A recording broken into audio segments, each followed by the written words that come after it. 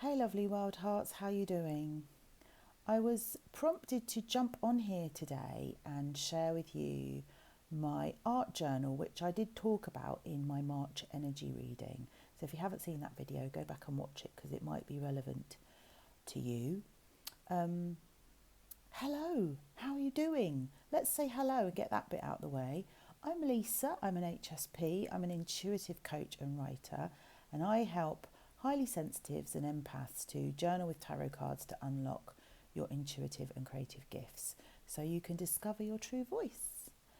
And sometimes I journal by writing, and sometimes I journal by drawing and painting.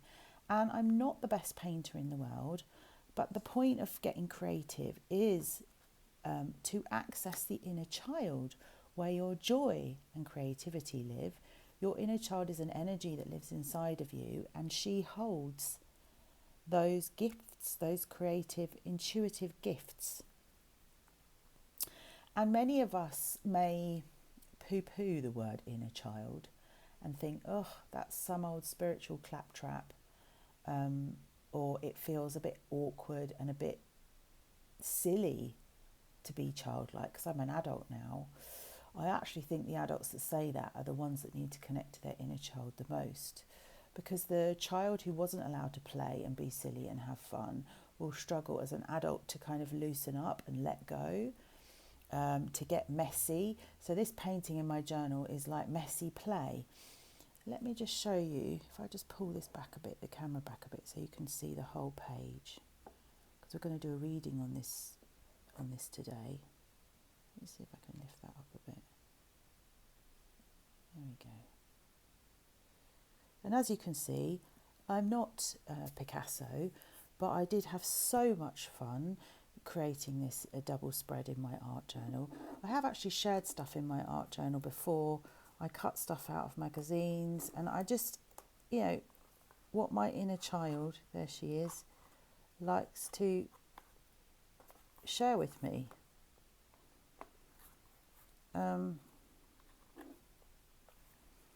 Yes, but this is what we're going to be talking about today. And this was inspired by this card from Chris Carr's Crazy Sexy Love Notes deck. It says, give each other space. And on the back it says, sometimes it's hard to work out our differences when we don't have enough space. So take a step back to create room for authentic conversation. Perhaps you need to consult with a therapist to guide you through the emotional thicket, or maybe you just need some new tools for healthy communication. Whatever it is, don't try to fix it right now. Give each other space. Now, in the March reading, I was talking about how if you're a rescuer, a fixer, an overfunctioner, an overgiver, that it's really, really hard to, first of all, take up space and sit in your own space. And what you do is you get all up in other people's spaces.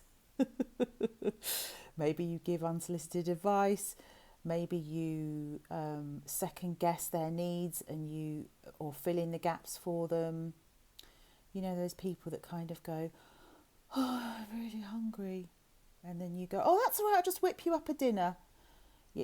But that is conditioning from childhood. That's the inner child that learnt to anticipate and caretake their parent.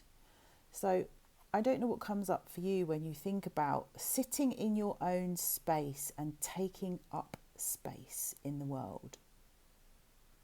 I don't know who you think about when you think about having space from a relationship. In order to take your space from a relationship, you need boundaries. And in order to take up space in a relationship, you need a voice, you need to be aware of how you feel, and you need to know what your needs are, don't you? You love all the planets and the stars. And there's Mother Earth holding it all. There's something about mothering, the lack of mothering, or having to take care of your mother, whether that's emotionally, spiritually, or physically. But we need to have space as highly sensitives to come home to ourselves, to work out how we're feeling, how we're thinking, what we need. And we process on a really deep level. We emotionally process, so we process our thoughts and our feelings on a very deep level. Because we have such big levels of empathy, we're allowed to, it gives us, we see the nuances in things, we see the beauty in things, we see things that other people don't see, and we sense and feel.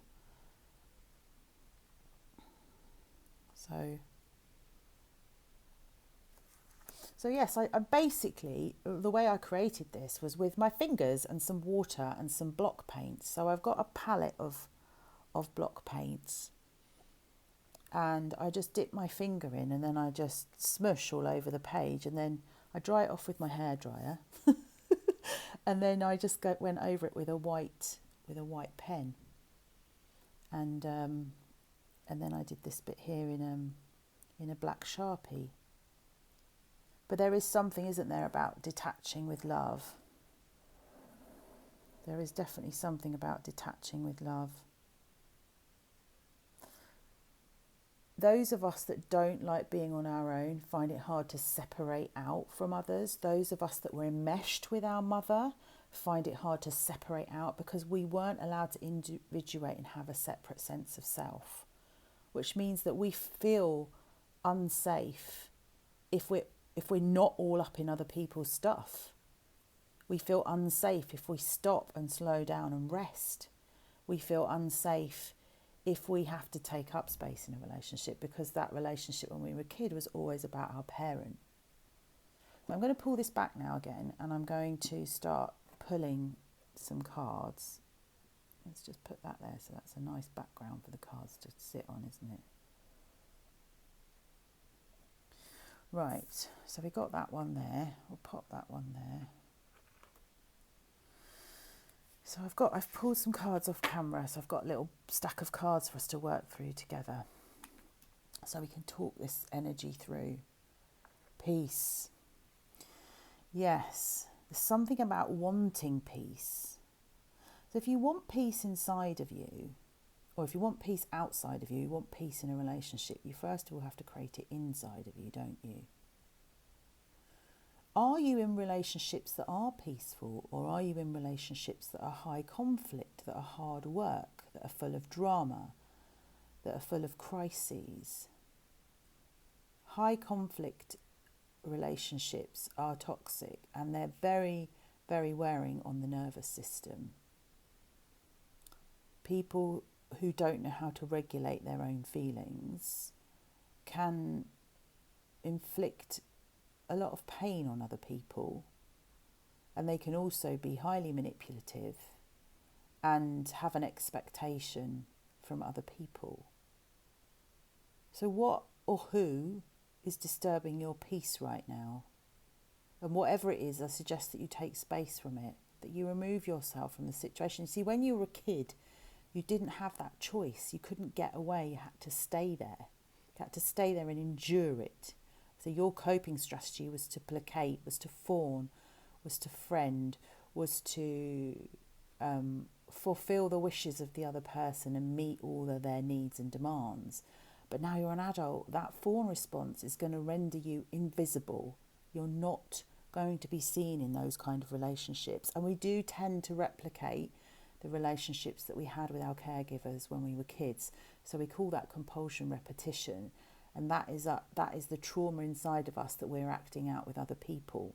We're acting it out and it's coming up to be healed. So if you recognise yourself as we go through this reading, it's not an opportunity to criticise or beat yourself up, but it is an opportunity to take your space, remove yourself from this situation and detach with love. So, when you set boundaries with people, people who are affronted or offended or threatened by you having boundaries, first of all, they obviously profit or benefit from you not having boundaries. And second of all, any relationship that doesn't have boundaries, that gives you the space to be yourself and the other person to be themselves. So you're independent and then you're interdependent when you come together for the relationship, is a codependent relationship. A codependent relationship is when you're feeding off one another. When it says, I can only be happy if you're happy, or I expect you to do this for me, but I'm not going to communicate it for you. I'm just going to sit here and sigh and huff and puff, or I'm going to cry, or I'm going to have a tantrum until you give me what I want. That's someone who hasn't learnt to find their voice, and they haven't learnt how to speak up for themselves. And we call that passive-aggressive behaviour. That's passive-aggressive, isn't it? When someone's using their emotions to manipulate you into doing something that they want you to do, that they know that if they ask you directly, you're probably not going to do it, or you're not going to be able to do it. So that other person needs to learn how to tap into their feelings and their needs and learn to speak up. And we also need to learn to not fawn, not placate, not respond to their bids for connection. So I always used to say to parents when I work with children, if you think your child is being manipulated, first of all, I want you to ask yourself, where did they learn to do that? Because they might be mirroring you. And second of all, I want you to ask yourself why you're giving all your power away to your child, because children are not manipulative by their nature. That's not who they are. And I would call it out. I would label it. So I would say, particularly, children whine, don't they, when they can't find their voice. And sometimes they can't find the words to express what they want. So they might need some help. So you can say to them, your voice has gone all funny, or where's your big girl voice gone? It feels like you want something from me, but I can't help you unless you use your words. Do you need some help with that? So it's kind, but it's firm and it's boundaries to say, whining is not going to get you what you want. So that's with a child. With an adult that's manipulating you, I would just simply throw it back as a question and say, it feels like you want something from me, but I'm going to need you to be more direct with your communication. And that's kind of a boundary that says, I'm not going to get kind of pulled over into your energy and lose myself. I'm going to set a boundary with you and say, actually, you're going to have to be more specific. Can you be more specific with that? And it may lead to more conflict. It may lead to the silent treatment. It may lead to uncomfortable silences. It may bring up uncomfortable feelings with you. It probably will, because your inner child doesn't feel safe. But then that's an invitation for you to take that to the therapist, as it says in this card, or someone like me that can help you work through those uncomfortable feelings and know that you deserve to take up space in the room. You're not here to serve other people. You're not here for people to treat as an emotional trash can. You're not here as a servant. It's kind of like a Cinderella. The form response always reminds me of Cinderella, where you're in the scullery with the rats sweeping up all the mess. You're just left to it while the other person goes off to the ball and has a nice time. It's not an equal relationship. There's an imbalance of power. Oh yeah, and look at the next card. Not for you. Now that is a fortune cookie. It says, what does it say? I need my glasses. I think it says nope. It says no. It's a fortune cookie. So this relationship is not for you. This doesn't mean you need to leave the relationship. And I know sometimes we can't leave relationships with these high conflict, emotionally immature people. But what you can do is put boundaries in place and protect your peace. And what you can do is recognise that there's something that you can work through and something you can learn from this situation. I mean, if you're in danger and you aren't safe, if this person is taking money from you or hurting you in any way, then you must leave. I still think with the emotional abuse, the manipulation and the gaslighting and the making demands on you and all of that stuff, I still think you don't want to be in that energy. I still think you need space from it. I mean, I think what you have to do is you have to recognise that the person you're dealing with has a limited capacity to relate to you. And so therefore, I wouldn't get into any emotional connection with them. I would keep it very surface level. Look, holding the tray up, like keep it up here. Don't get down into your emotions. Don't share vulnerable truths. Don't reveal too much of your emotional, sensitive self. Keep it up here. Talk about the weather. Talk about what's on the telly. Talk about what you had for dinner last night. Talk about what book you're reading. Just keep it all very surface level, which I think as a highly sensitive person, that's quite difficult. Or if you're an INFJ in particular, we like deep and meaningful conversations. We want to talk about the meaning of life. We actually, because we have high levels of empathy, can feel how other people feel. We're interested in how they feel.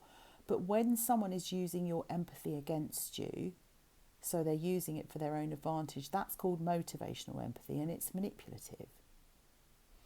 So this relationship isn't for you, and maybe it's recognising that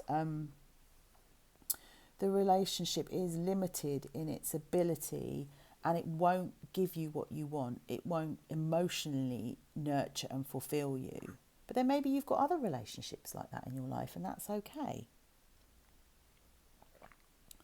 Next one, spirit animal. Sandpiper spirit. Be playful. Or do you know what I'm drawn to? I'm drawn to his really long beak. Peck, peck, peck, peck, peck. That's what these people do. They just peck, peck, peck at you. There's always something with them. They're never satisfied. They're quite miserable inside. And they don't want you to be happy. They're like, I'm miserable, so you need to be miserable as well. Or I'm distressed, so I'm going to pull you into all my pain so you can feel it as well. They peck away at you like a woodpecker, although this is a sandpiper. I've never heard of a sandpiper before. Can you see it says be playful? So you've got to keep the energy light so you don't get drawn into their drama. Detach with love. Oh, you can't see that, but that's what it says up there, do you remember on the picture? And look, I have gotten playful with it. I've expressed myself through the painting. I've expressed my needs and my wants and my desires through the painting. There's something so healing about that, to give yourself a voice, to admit to yourself, this is how you feel, this is how you see it, this is what you want. I mean, if you don't want to paint, just write in your journal. I have a journal course called You Got the Love. It's 30 days of journaling with the tarot cards, and it's working on cultivating self-love inside of you. It comes with 4 self-love workshops as well, which are fantastic for doing this kind of inner work on yourself, recognising that you can't change this other person.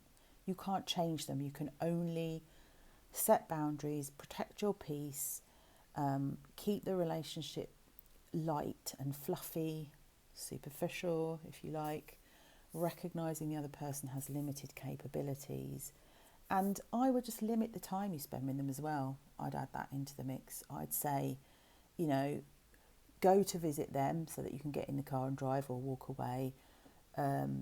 Before you go, I would talk about how much time you've got. Well, I've only got an hour today because I need to go to the shops or go to the dentist or whatever you want to say. You don't even have to explain, but, I don't know how close you are to this person. And so I'll have a quick cup of tea and catch up with you and see how you are. And then I must go because I've got lots to do.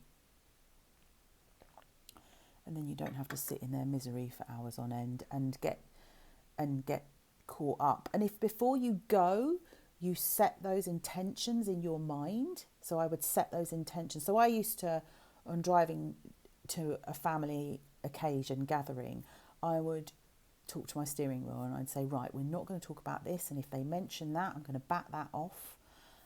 You just don't get into those kind of conversations with people. Right, let's have a look at the rest of the cards. So we've got the Lightseers Tarot today. Oh, I think this is for you and for them. So you feel abandoned by them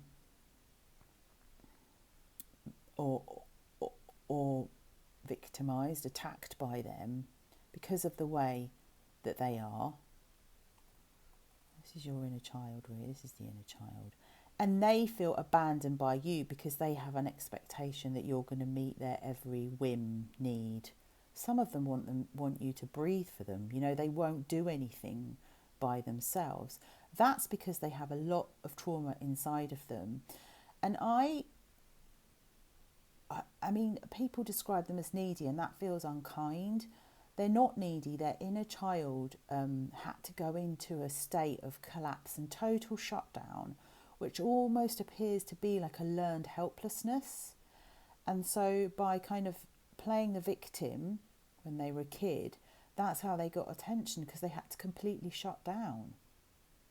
And then they don't have a belief either that they're able to. Well, when you're in victim mentality or in a victim space, you don't realise your own sovereignty, your own autonomy. But that's because you're in the space of the inner child. But I'm interested for you, what's going on for your inner child when you're around this not for you, give yourself space relationship. It feels like you want space from the relationship because you've closed the door.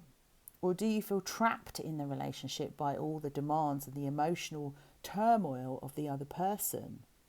It's like she's got her head down and she's like, go away, leave me alone, isn't it? I don't know what's coming up for you. You could journal on that. But the card of the Five of Pentacles is being out in the cold. It's the card of abandonment. It is the card of victim mentality.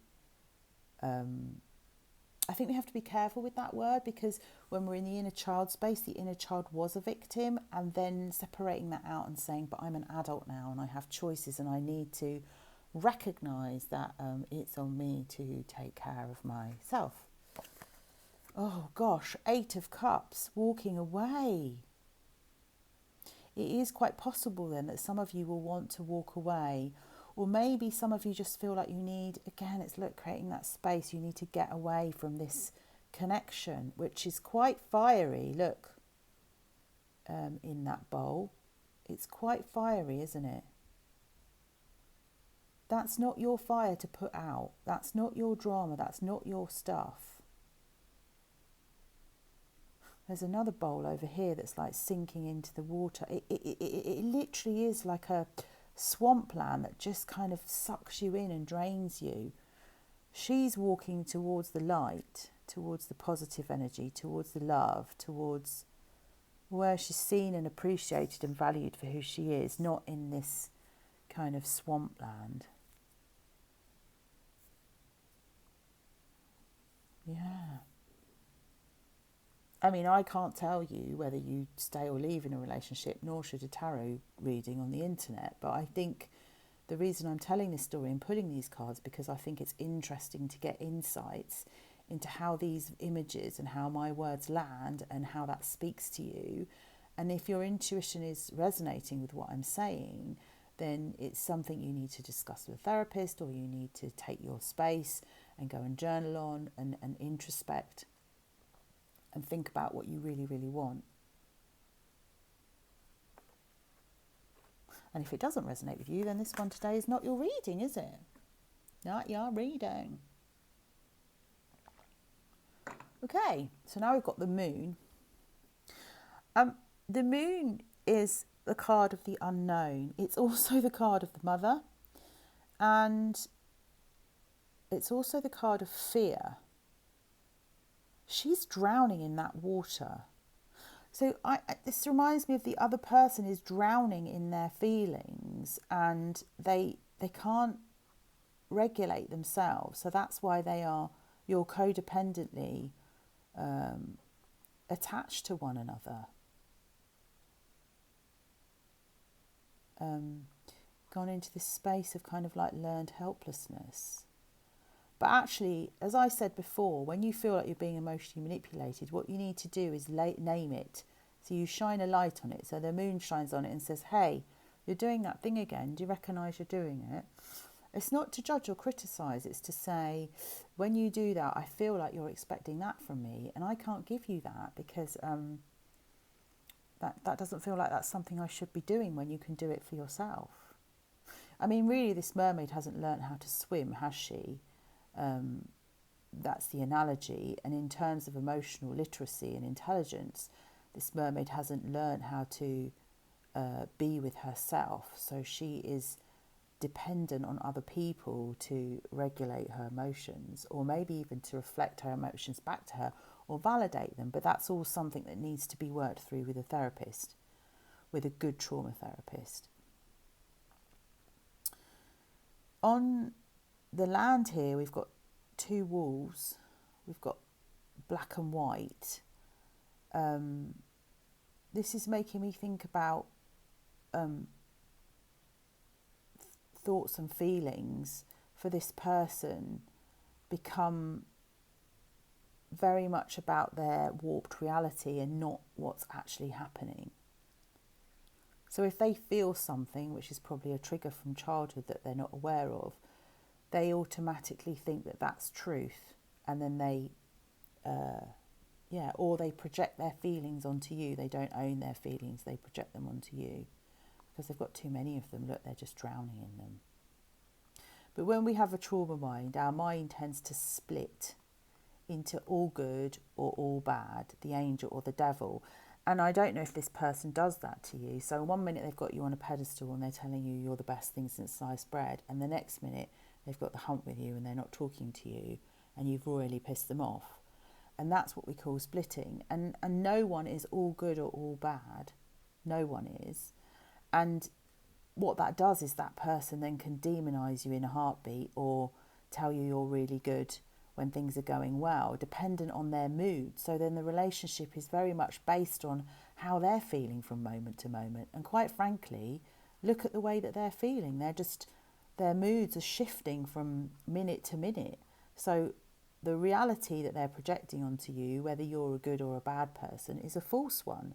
And this is why, if you feel invisible, I think it's important that this is the healing work for you here, is to get to know yourself, so that when those projections come at you, you can say, that's not me, that's not how I feel, that's not what I said, that's not who I am. Boundaries, protecting your peace. You put boundaries around your heart. You don't take their stuff on board. You don't have to take it on board. You did when you were a kid with your parent. It's the mother here with the moon, but you don't have to do that as a child. This person has got a lot of unresolved trauma, I would imagine, from a very young age, from childhood, very deep trauma. And that's incredibly sad for them, but it doesn't excuse the way that they're treating you. And if they're not getting help from it, or they're not helping themselves because they're expecting you to come and rescue them out of the depths of their emotions, then absolutely not. That is not your job, and you will drown in that water with them. They will pull you in, and you will drown. Because they're scared that you're going to leave. That's their fear. They're afraid that you're going to leave. They're afraid that you're going to walk away from them. But then this kind of behaviour doesn't lend itself to bringing people closer, does it? It actually pushes people further away. Oh, this is you. You need a rest from this person. This is you taking your space and detaching with love. Look, there's your heart. You're in your cocoon. You're having a rest. And Four of Swords is also the card of healing. So there is so much healing in this connection, in this relationship, for you and for the other person, if you're both willing to look at it. I think you have to heal separately. There needs to be a sense of separateness here. There needs to be boundaries. The relationship's too enmeshed, and quite frankly, you're knackered by it. Look, you're exhausted. You need a rest. You need a rest. Yeah, it's giving you a headache. 5 of Swords. This is the card of like mental anguish. But look, that bird is actually pecking at his head. It's a bit like that sandpiper that we had before. Where's the sandpiper gone? Look, with that long beak. Also, if you notice down here from the mountains, there's snow. This relationship is making you question your own reality, question yourself, question if you're a good person or not, question if you've got it wrong again, blaming yourself, thinking that you're responsible for all of this, which belongs to this person. And they're just slowly chipping away at your sense of self, your self-worth, your self-esteem. This person will never be happy. They will never be, whatever you do will not be enough for them. And you will end up feeling like you're not enough, and you will end up questioning your own reality because they're in denial. These are the waters of denial that they're swimming in. They're saying, but if only you do this and if only you do that and if only you were like this, then I'd be all right. No. But equally, we're saying to that person, if only you didn't do this and you didn't do that, then I'd be all right. And actually, both parties need to just clear up on their side of the fence instead of finger pointing like, it's you, it's you, it's you. Oh, that looks like a nasty headache, doesn't it? You want to be like this bird and fly away. Take your space. Take your space and get some rest. Right, we've got a few more cards. Yay, look, it's the world. The card of boundaries. Put a protective boundary around your energy. Don't keep falling in these murky waters, these muddy, murky waters of unhealed trauma and pain and anguish and abandonment anxiety and grief and shame. Don't hang out there. Protect your energy. Put some boundaries in place. So whether you actually do take your space, or whether you limit the amount of time you spend with that person, or whether you call them out on their behaviour if you feel brave enough, you can do it in a kind way. You can say, I've noticed this is happening. Have you noticed it as well? See where you go with that. But the world is also the end of a cycle, the completion of a cycle. So you are going round in a cycle with this person, and it's probably what we would identify as the cycle of abuse. So everything's nicey, they're all happy. Then the tension builds, the tension builds, the tension builds. They get triggered and emotionally dysregulated. They come and attack you and blame you and say it's because you did this and because you're like that. And no. They don't regulate themselves. You fawn and go, oh, sorry, blah, blah, blah. You make it all better for them. And then you go back into the honeymoon period again. But you're always waiting for the other shoe to drop, because after the honeymoon period becomes that building of tension again before they get triggered. And if this person is triggered on a regular basis, some of these people are just constantly triggered all the time, then you will just be stuck in that cycle of abuse. And if you are stuck in a cycle of abuse, then you will be trauma bonded to somebody. That's what we call trauma bonds, which makes it very difficult to leave. So when people say, well, why don't you just leave them, or why don't you just dump them, or why don't you just walk away? Sometimes it's not that easy. Got her walking away. Sometimes it's, where's she gone? There she is. Sometimes it's not that easy if you're trauma bonded. So breaking the trauma bonds is something you're going to need to work through with a therapist there, I think. I'm going to put my neck out here and say that if you're in a relationship like this pattern probably started in childhood. It's very likely that it did with one of your parents. And so the healing work that needs to be done is actually breaking the trauma bond with one of your parents. That doesn't mean you have to go no contact or break up with a parent, divorce your family, but it does mean that you need to individuate and separate yourself out as an adult. That is the process, and that is a long process, and that is why many of us who have childhood trauma have been in therapy for many years, trying to work out what was projected onto you, what was theirs, what was true, what's mine, how do I feel? You know, it kind of, I want to do that with her, tips your whole world upside down. It tips your whole world upside down. Right, we've got 2 more cards. Stay with me. Oh, we've got the High Priestess, intuition. Yes, you must reconnect back with your inner truth. You must listen to how it feels to be in the company of a person like this, and trust your inner guidance. Your intuition is your inner sat-nav. You access it by getting quiet and going within and listening to your body. When I'm around people like this, my tummy talks. I get funny tummies when I'm around people like this.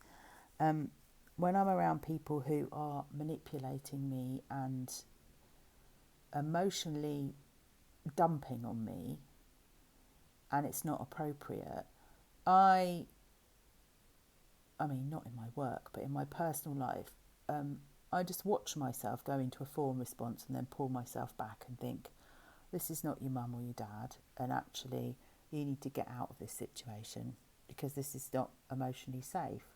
Then you make your excuses and leave, don't you? Last one. Oh, here we go. It's those boundaries. It is those boundaries. Look, put up boundaries and don't let those people get close to your energy. They're feeding off your energy. They are like emotional vampires. And you know, if you don't hang out with them, they'll go off and find someone else to drown with. Let them go off and find someone else to drown with. You don't need to worry about that. So I think these boundaries, even though these are physical boundaries depicted in this card, I feel like this is your energetic boundaries. And I have done a video on energy hygiene for highly sensitive people. I also have an emotional first aid kit for highly sensitive. So this talks you through all the different strategies for regulating your nervous system, and it talks about recovery from childhood trauma. But neither party in this connection is wrong. I just want to make that point. Each party is responding to the other's trauma. So it's almost like you're dancing. So it's like they do these steps, cha-cha-cha, and then you do these steps, cha-cha-cha. And you need to kind of change the steps you do, which will force this person to change their steps. I mean, they may leave. I don't think they will, though, because they find it hard to leave because they don't want to be left. So I don't know if that helps at all. That is today's reading. If you like today's reading, give it a like. And if you'd like to receive the healing from today's message, then drop me an emoji in the comments below. Perhaps you'd like to leave a moon, or what else can you leave? A rainbow, or you can. There's a dove, I think, for peace. If you're claiming peace, you could put a dove in the comments below. You could put a heart emoji in the comments below. But just let me know that you're receiving the healing from today's message. And if you've got any questions, pop them in and I'll see if I can help you. But as I said, I can't make that decision for you, but only by going within and connecting to your intuition and maybe talking it through with someone like myself or a good trauma therapist will help you recognise your steps in the dance and how you can change them so that you can feel lighter and happier and experience all the love and joy that you deserve. And some much deserved rest, actually, because that's what March's energy reading was about if you watch that video. This is a very exhausting space to sit in. All right, lovely wild hearts, thank you so much. I'll see you again in the next one. Bye for now.